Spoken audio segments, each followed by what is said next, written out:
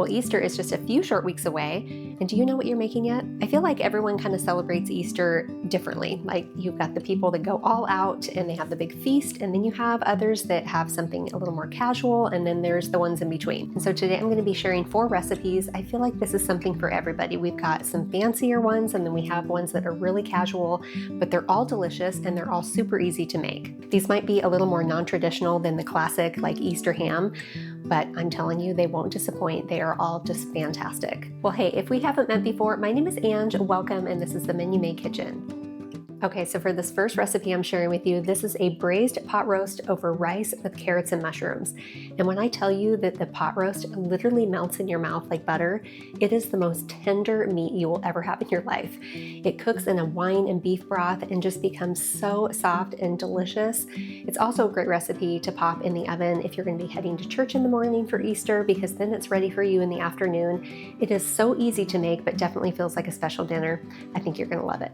All right, so for our braised pot roast with carrots and mushrooms, we got to start by getting our beef prepared. So I have a boneless chuck roast, and this is about 3 pounds, so you're going to want between 3 and 4 pounds. I did trim a little bit of fat around the edges, but I'm going to leave the fat that's in the center here, and that's going to give our gravy a lot of flavor. So the only thing we need to do with the pot roast is I'm going to season it really generously on both sides with salt and pepper. I have my big pot going on the stove on like a medium heat. We'll add a little bit of olive oil, and then we're going to sear our beef on both sides until it's golden brown. Really simple. And then once we do that, we'll move on to the next step. Okay, our oil goes in, and you want to make sure that your pot is oven safe because we are going to be putting this in the oven. Okay, we'll add our beef here. And this is going to take about 4 or 5 minutes per side to brown up. Just to show you, I have transferred my roast back to my little pie dish here. There's a little bit of fat in our pot here, so I don't even need to add any more oil or butter. I have about 3 cups of chopped up onion. This was 1 large onion. And then I have about, I think I used 4 or 5 minced garlic cloves. We're going to saute the onions and garlic. We want the onions to get nice and browned, kind of caramelized. Kind of hard to tell, but our onions are a little bit golden brown. So we're going to add in a couple tablespoons of tomato paste. And I've mentioned this before, but I like the tomato paste to hit that hot skillet. Think of it like spices. You're helping it to bloom, and it just adds a lot more flavor. Now, if you had brown bits on the bottom of your pot, I don't because this is really nonstick, then the wine is a perfect time to kind of deglaze it. But I'm still going to add the wine. I've got 1 cup. You can also use beef stock. But of course, the wine just makes this so rich, and the gravy is going to be fantastic with that addition. And if you like red wine, it's kind of a bonus because then you can have some of the wine with your roast later. And then next, I am going to get my roast back in the pot. Just set it right down on top of the onions and wine. And don't forget all those extra juices. And then we've got to add more liquid. I've got 3 cups of beef stock. So this is going to be part of the braising liquid. We've got our wine, our beef stock. It's going to make it so tender. I'm also going to add in a sprig of rosemary. Put that, nestle it down in there, and then we've got some thyme. So I'm going to bring this to a boil. I'm going to hike up my heat a little bit, and then we're going to place the lid on. I've got my oven set at 350. We'll put this in the oven, and we're going to let it cook at 350 for about 3 hours, and then we'll add our carrots and mushrooms and finish off the gravy and all of that. So we will see you back here in a few hours. I just pulled this out of the oven. This has been cooking almost 3 hours. So let's take a look at it. I mean, obviously we want it to be tender. Oh yeah, that is already looking really good. So I have a whole bag, 16-ounce bag of baby carrots, and I'm going to add it right over the top. I'm also going to add in some mushrooms. I have halved baby Bella mushrooms. And I left them halved or bigger like this just because not everybody in my family appreciates mushrooms. So, and then I'm going to take a spoon here, and I just want to kind of push the mushrooms and the carrots down into the broth. That'll help them cook a little bit better. And then we're going to put the lid back on, and this goes back in the oven for another hour or so until the carrots are softened. I'm going to make some really simple buttered rice. I have that on my website. It'll be delicious. And then the only thing left to do is we have to make our gravy, which is going to be really simple. All right, another hour. So our roast is out of the oven. I've gotten my rice all cooked up, and I just kind of want to show you. I have my roast and my veggies I transferred into dishes just to make it a little bit easier to make the gravy. I also went through and just skimmed the top of the surface to pull up some of the extra fat. There's obviously going to be some fat in our gravy, but it's kind of nice just to get a little bit of that extra stuff off of there. So what I'm going to do now, I'm actually going to ladle out about, I don't know, a half a cup or so of this liquid. And then I'm going to be adding a couple of tablespoons of flour to this, and it'll create kind of a paste. And then we're going to pour it back into here. I'll turn up the heat a little bit. We'll give it a stir and it'll thicken up really quickly. Now, if you don't have as much liquid as this, you can always add more beef broth to it or water. So you can kind of see here, it's pretty thick. It's a very thick paste. And then I turn my heat up a little bit. And as I add the paste, I'm just gonna whisk things together here. This is a little more challenging to do because I wanna show you what it looks like in the camera. Okay, don't do that. Don't do as I do. Just make it look good at the end of the day. All right, so let's get that guy out of here. As I stir it, I can already tell it's starting to thicken. And if you feel like your gravy gets too thick, again, you can always add a little more broth to it or water. And then I am going to taste it just to make sure we don't need any more seasonings. Give it a taste. Try not to burn my lips off. I think that that is pretty darn perfect. I am going to add a little bit of pepper because I like that peppery gravy flavor. Everything is ready. I'm going to serve up some rice. We're going to shred some meat over our rice and then add our gravy and have our vegetables. Oh man, guys, it's going to be a delicious Easter dinner.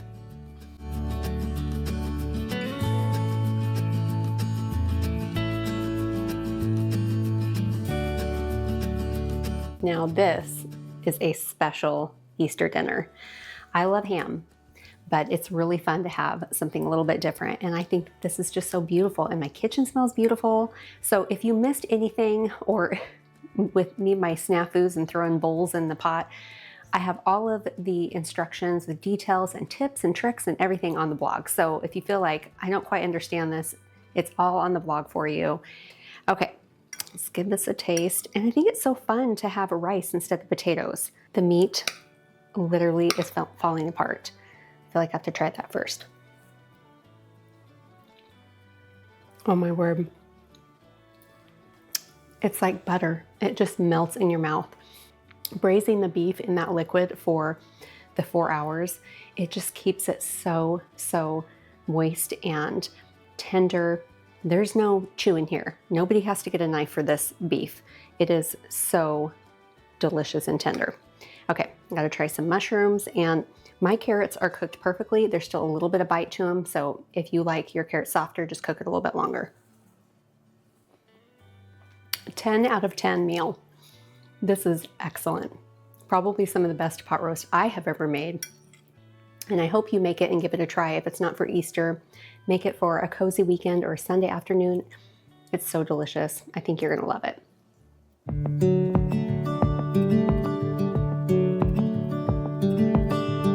So for our creamy chicken and spinach enchiladas, we're gonna start by adding 1 tablespoon of olive oil to our pan here. And you might be thinking, like, enchiladas, Easter dinner? But what's really great about this recipe is it's very beautiful and springy looking. There's lots of color, and because of all the green, and of course we top it with tomatoes and avocado, it just is a beautiful kind of springy looking dish, which I think is perfect for Easter. And you know what? Not everybody, again, has the traditional ham type dinner for Easter. So it's just fun to have some other options, right? So what we got going on here, I have about 3/4 cup of chopped up yellow onion, and then I have a 1/2 cup of diced red or green bell pepper. We are going to saute these veggies until they're softened, and then we'll add in some garlic. So I have 1 large garlic clove that I've minced, and then I'm also going to add in 1 teaspoon of cumin, and then I have a 1/2 teaspoon of salt and a 1/2 teaspoon of pepper. All right, we'll toast our cumin and kind of cook our garlic a little bit. Next, we're going to add in 4 ounces of softened cream cheese. I did turn my heat down a little bit more down to the low side. I'm also going to add in a 1/4 cup of green enchilada sauce. And then we're going to add a 1/3 cup of heavy cream. Okay, and all we have to do is we're going to get this cream cheese melted down and create this creamy sauce. And then I have 2 cups of chopped up baby spinach. So I actually measured out the 2 cups before I chopped it up. And then we have 2.5 cups of shredded cooked chicken. I actually just put a couple of breasts in the oven this morning and seasoned it with some paprika, onion powder, salt, pepper, and olive oil, and roasted it at 375 for about 30 to 35 minutes. Really simple, or you could use any kind of leftover shredded chicken or use a rotisserie chicken. And then all of this goodness gets combined. And at this point, we want to wilt down our spinach. So this is going to take a couple minutes. And of course, we're going to be adding some cheese, but we're going to do that when we start rolling our enchiladas. It is time to assemble these. I have 8 flour tortillas here. We've got a couple of cups of jack cheese. I'm only going to use about a cup in all of the tortillas, and then we'll add the rest of it on top. So I've got a little 1/4 cup scoop here to make it a little easier. And you just want to go down the center of your tortilla. And then we'll add about, a couple tablespoons of cheese, or as much as you want. It is Easter after all, right? So, and that is it. So we're going to roll this up here, and then you want to place it seam side down in your baking dish. And I have a 9x13 baking dish that I sprayed with nonstick spray. So I'm going to go ahead and put this guy over here, and then I'll show you when the whole thing is put together. So I'm going to get the rest of these assembled, and then we'll come back here and talk about baking times and whatnot.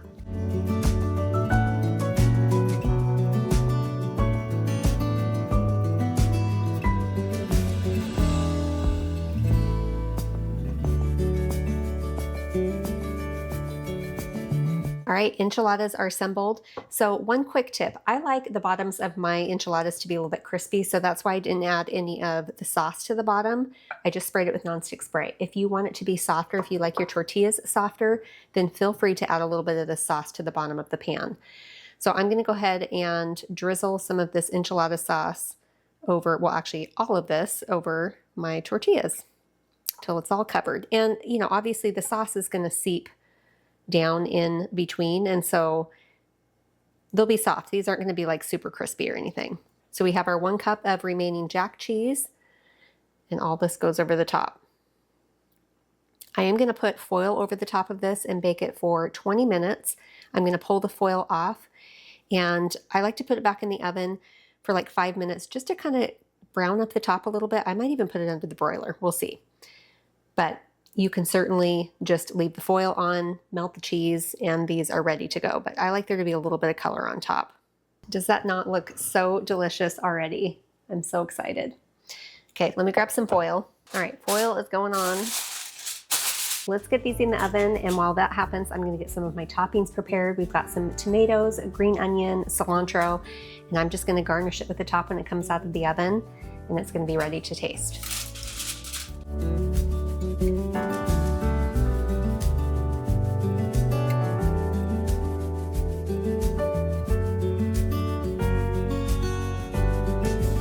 We are ready to taste this. So I did end up putting it under the broiler. After the 20 minutes, I pulled the foil off, and then I put it under the broiler for like 1 or 2 minutes, just to crisp up the top a teensy bit. And then I added fresh tomato, avocado, some green onion, cilantro, just to make it look really beautiful and springy and pretty. And there is no shame in making a simple dish like this for Easter. It's still going to be scrumptious and delicious, and that's all that matters. And if you're with family or friends, even better. That has so much flavor. The chicken is really tender. And that simple creamy sauce on the inside just gives these enchiladas some creaminess, but they're not like drowning in sauce. Of course, all of these toppings make this fresh and bright and delicious. These are excellent.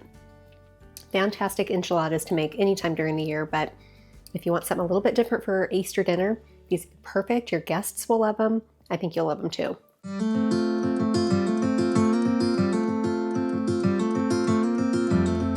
So for our roasted pork tenderloin, we have to start by getting our tenderloin seared.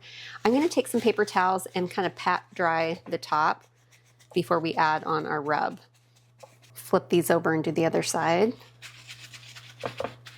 I'm going to add a little bit of olive oil, about a tablespoon for both of these. and then just use my tongs to flip it and just make sure everything gets well coated. If you've never had a pork tenderloin before, its name truly means it. It's very tender. It's like the best part of the pork, and it's great for roasting, pan searing, you can grill it.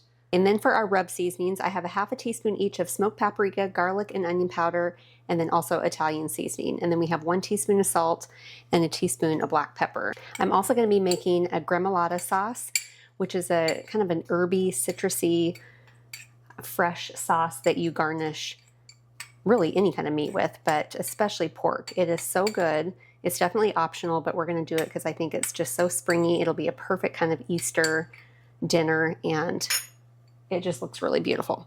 Okay, so rub's going down. We'll flip it over. Okay, and I'll take my clean hands and kind of rub it on in there. Make sure all the edges are coated. This is ready, so let's head over to the skillet. So you want to make sure you have a nice big skillet. We're not going to put any oil, nice and dry, and then definitely the heat on like a medium high. So I'm going to sear the pork on all sides. This will take about, I don't know, 5 or 6 minutes.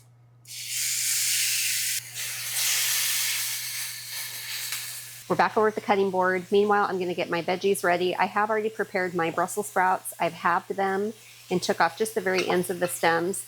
And then I have about 3 carrots. You're going to want these like 1/2-inch pieces because we want everything to roast at the same time. So I'm going to get my potatoes actually cut up into quarters because I want to make sure they're small enough, again, to cook with the veggies.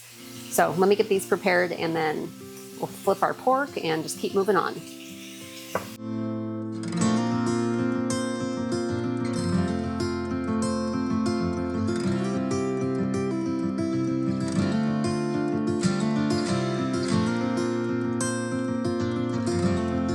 All right, we got to season our veggies. So I'm going to add 1.5 tablespoons of olive oil. We'll add in 1 teaspoon of salt. We'll do a 1/2 teaspoon of black pepper, a 1/2 teaspoon of garlic powder, a 1/2 teaspoon of smoked paprika, and a 1/2 teaspoon of Italian seasoning. Okay, and we'll give all this a mix. So my pork is seared on all sides. My oven is set at 400 degrees. I'm going to grab a sheet pan so that we can transfer our pork over there and get our vegetables on there. It's going to be good. And that gremolata is just going to take it over the top. So we have our large sheet pan. I put down parchment paper, and I did grease my parchment paper just to make sure the vegetables don't stick. So let's get our pork over here, and I'm going to set the pork a few inches apart, and then I'm going to put the vegetables in between it. I think that'll be good. And down go our vegetables. It already looks so beautiful to me. I love color in my food. So we'll spread out the veggies. So 400 degrees, we're going to pop this in and roast it for about 20 to 25 minutes. I have a really simple glaze that I'm going to put over the top of the pork, and then we'll put it back in for another 5 minutes, really until the pork is done and the vegetables are nice and tender. It'll be perfect. And then we'll also make our gremolata sauce. And while that is roasting, let's make our simple glaze. So I'm going to do 2 tablespoons of honey. I love that this recipe is so simple. It really is. It seems like there's kind of a lot of steps, but they're all very easy steps. And then we're going to add 1 tablespoon of Dijon. And then we have 1 teaspoon of apple cider vinegar. That is it for that. Okay, we're going to make the gremolata sauce. So I'm going to actually zest in about a tablespoon of this orange. And then we are going to use a little bit of the juice. You can also do lemon if you prefer that flavor, but I thought the orange would be kind of fun, something a little bit different. Then we're going to add in 1 tablespoon of really finely minced shallot. And if you've never seen a shallot before, it kind of looks like a little mini red onion. You can usually find it next to the grocery section, or I'm sorry, not the grocery section, in the grocery store, but next to the garlic. And what I like about shallots is they're a little bit more mild, so it doesn't overpower the whole thing, but you can definitely do a tablespoon of minced garlic if you want. That's usually what's in gremolata, but I wanted something a little more mild. And then let's do our herbs. So I have a 1/4 cup each of chopped up parsley and chives, and then I'm doing 2 tablespoons of mint. So again, you want to make sure that your herbs are diced and chopped really, really fine so there aren't any big chunks, you know, that you bite into. And I almost forgot, I still need to juice some of this orange. So I'm only going to do about a tablespoon. So maybe half this orange.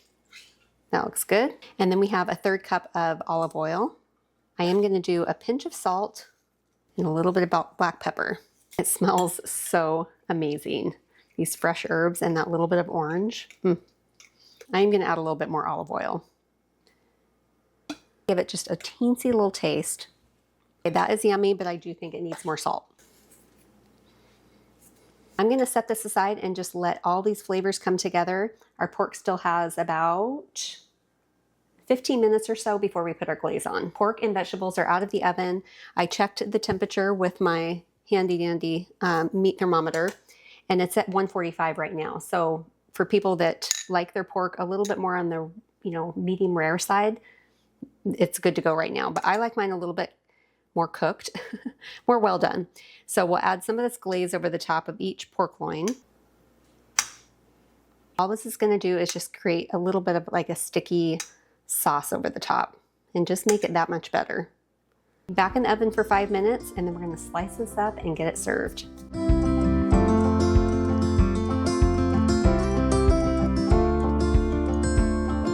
I am very excited about this. So I cut myself a little bit of pork, and then I really like that gremolata, that herby flavor, so I put tons of it on there. So we'll try the pork first. And I think it's cooked perfectly. Like I said, I like mine more on the well done side, but still tender. So be careful, don't overcook it because you don't want tough pork. All right, here we go. Oh my gosh. First of all, that pork is so tender. But then what I get next is that little bit of orange citrus and herb, and then that crust on top. Like, you get a little bit of everything because there's a lot going on the pork. That is so phenomenal. Delicious. Okay, we got to try some of the veggies. I think what I love so much about this meal is that I can put it in the oven and I don't have to worry about tossing the vegetables, because you don't need to even stir the vegetables halfway through. It's so easy, but yet it's a little more fancy and would definitely be a wonderful Easter dinner if you were having guests over, because it's so beautiful that it's kind of a showstopper, but only you know it was so easy to make. Okay, let's try these. Oh my gosh, you gotta get the perfect bite. Brussels sprout, potato, and a carrot together. So good. And if you think you don't like Brussels sprouts, I encourage you to try them roasted, because when they get caramelized like that on the top, it just totally changes the flavor. It makes them kind of sweet, and they're just so good. I love Brussels sprouts. This is an excellent dinner. This would be a fantastic Easter dinner. Everyone would absolutely love it, and it's beautiful, so the presentation's nice, and it's easy. Like, it checks all the boxes in my opinion. Okay, I'm gonna finish eating this because I just can't stop. I hope you make it for sure.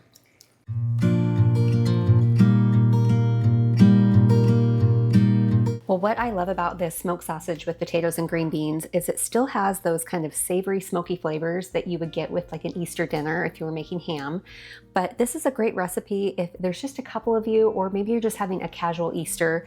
It's a very quick recipe, but definitely comforting, and it's got lots of savory flavor, again, lots of smokiness. It's just really, really easy. So I have some smoked sausage here. I just used the rope, and I sliced these into like quarter, maybe a little more than 1/4 inch slices. You want the slices to be a little bit on the thicker side.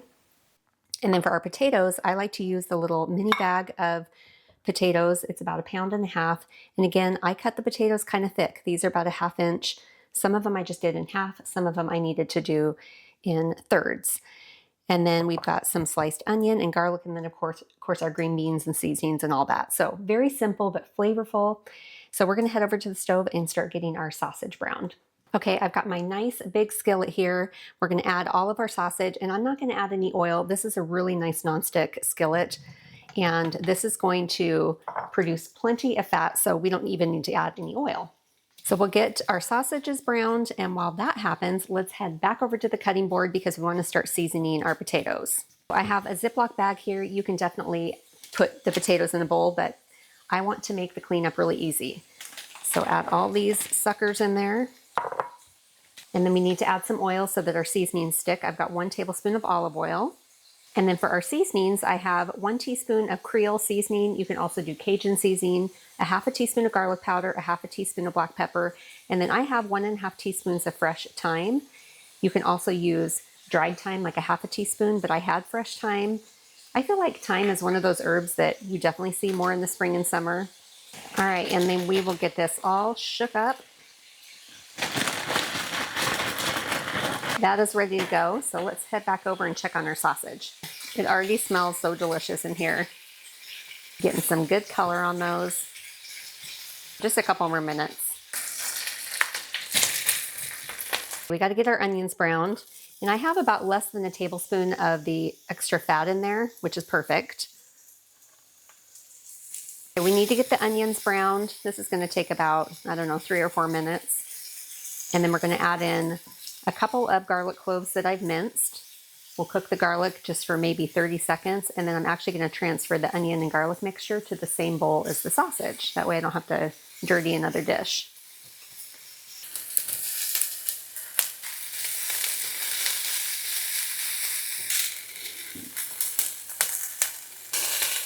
We are on the home stretch with our steps here. I'm going to add 2 tablespoons of butter, and then we're going to add in all of our potatoes. So we're not obviously looking to cook our potatoes through, but we definitely want to soften them a little bit, otherwise it's going to take forever in the oven. Plus, hitting the skillet like this with some butter first is just going to make the flavor that much better. So we'll let these hang out here for maybe 3 or 4 minutes, give them a toss, maybe another 2 or 3 minutes. Really simple. Okay, our potatoes have a little bit of color on them. I think they're perfect. I'm actually going to toss in the green beans. I feel like not only will all this goodness kind of flavor our green beans, but it'll make it much easier for mixing. And I like to use the whole green beans versus the halved, only because I think it looks a little prettier. So just give it a toss. That looks excellent. Let's move over to the cutting board. We have our nice big casserole dish. I have greased it with nonstick cooking spray. All that goodness goes in there. And then we want to add all of our onions, sausage, and garlic. And then we will give this a nice gentle toss. So this is going to go into a 400-degree oven. We're going to cover it with foil because we want to make sure we trap all that heat in there so the potatoes cook. And we will bake this about 40 to 50 minutes, really until the potatoes are tender, because the green beans are done and so is the sausage. And then this is optional, but I am going to top this with a little bit of cheese just for, you know, cheesy, rich flavor, because that just is so good on potatoes. And then top it with a little bit of fresh thyme to make it look pretty, and that is it. You can maybe serve this with a side salad, or some kind of spring salad would be perfect.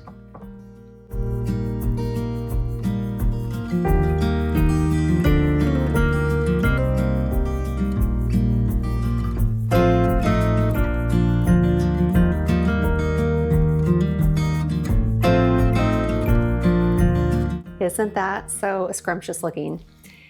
It definitely smells in here like a Sunday afternoon. I think that this would just be a perfect Easter dinner. Like I said, if you're looking for something to make that's still cozy and heartwarming, but easy, and there's just a few of you and it's casual, this is perfect for that. Okay, let's give it a try. I love that smoky sausage flavor, and it adds great flavor to the potatoes and green beans because everything kind of bakes together. It just becomes one big happy family. The cheese is really just an added bonus. I think the cheese makes it, and that little bit of fresh thyme gives it some freshness. Awesome, awesome dinner. I hope that you give this a try anytime, but really, if you're looking for a fun Easter dinner, this is a keeper. Well, you have to let me know, are you more of like a fancy Easter dinner kind of person, or are you super casual and maybe you don't do anything at all? But hopefully today's recipes gave you a little bit of inspiration and you're a little more clear on what you're making for Easter dinner. Don't forget, all the recipe links are in the descriptions. And if you're new here, I'd love for you to be part of my YouTube family. Make sure to subscribe. I hope you have a really blessed week, and we will see you next time.